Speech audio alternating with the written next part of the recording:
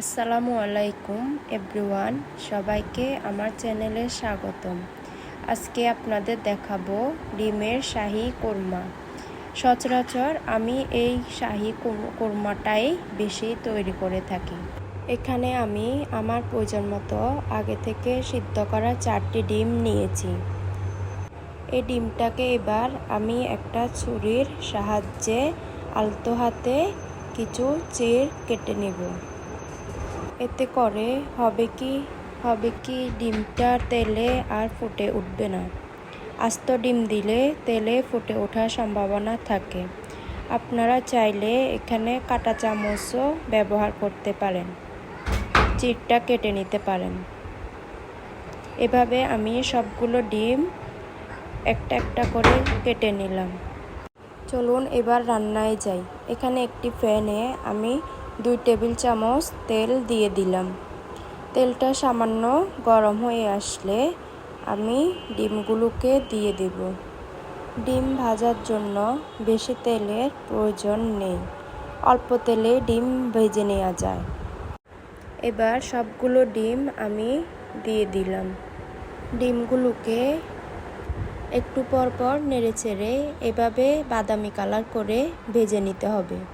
আমার ডিমগুলো হয়ে গেছে, এখন আমি এগুলো নামিয়ে নিব। ওই একই প্যানে পরিমাণ মতো তেল দিয়ে আমি পেঁয়াজ বাটা দিয়ে দিলাম। এবার আমি শাহী কোরমার জন্য সব গরম মশলা একে একে দিয়ে দিব।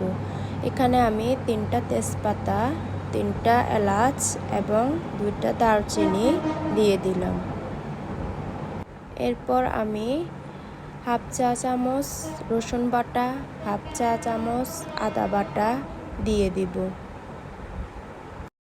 এবার আমি হাফ চা চামচ মরিচ গুঁড়া, হাফ চা চামচ গরম মশলার গুঁড়া এবং পরিমাণ মতো লবণ দিয়ে দিব।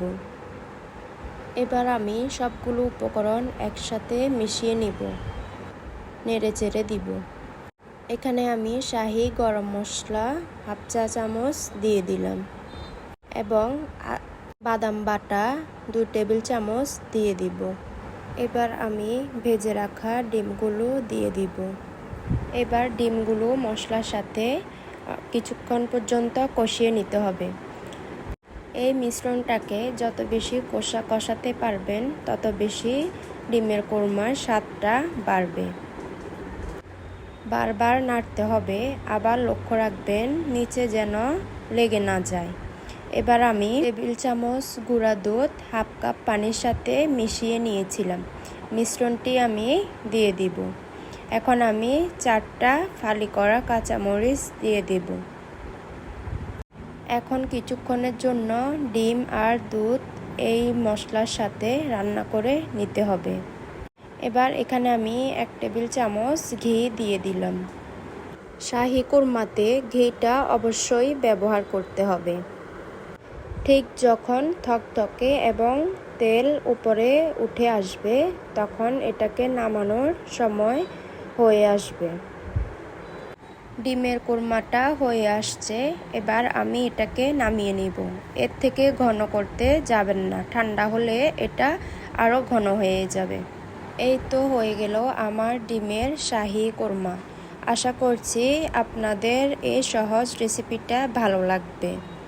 আপনারা বাসায় অবশ্যই ট্রাই করে দেখবেন।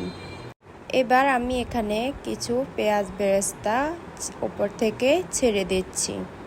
এই ডিমের কোরমাটা খেতে কিন্তু অসম্ভব স্বাদ। আপনারা একবার বানালে বারবার বানাতে ইচ্ছে করবে।